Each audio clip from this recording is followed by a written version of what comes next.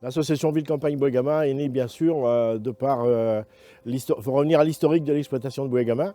Le fermier en place qui a fait sa carrière auparavant est parti à la retraite en 1991 et l'exploitation était donc à vendre. Et c'est là que la municipalité de Laval en a fait l'acquisition.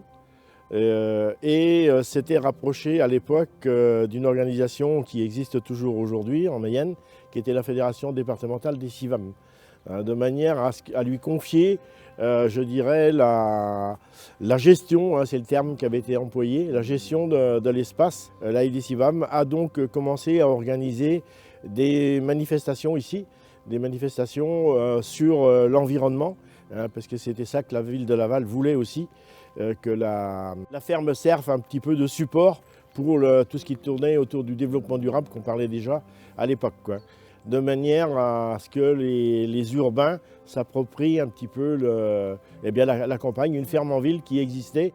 Donc elle est quand même très visitée, mais bon, c'était pour l'ouvrir au plus grand public. En 1995, il y a eu un changement de municipalité au niveau de la ville de Laval, ce qui fait que la forte pression qui était engagée au départ de faire une ferme à fort développement environnemental est retombée un petit peu. Et ça a duré, je dirais, une bonne dizaine d'années, quasiment 2 mandats, avant qu'en 2008, la municipalité a de nouveau changé à Laval. Et à ce moment-là, l'association Ville-Campagne-Bois-Gamma a été retenue pour choisir des porteurs de projets pour occuper définitivement le site, la ferme de Bois-Gamma. Bien sûr, en tenant compte toujours en gardant des approches environnementales.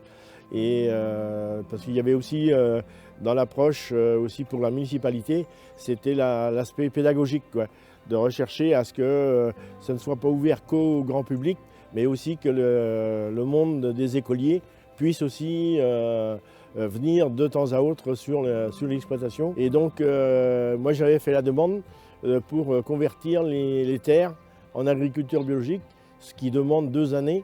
Et comme ça permettait que le jour où Agnès s'installait, elle s'installait directement sur des fermes, sur des terres en agriculture biologique, Bon, c'est comme ça que l'association aussi a été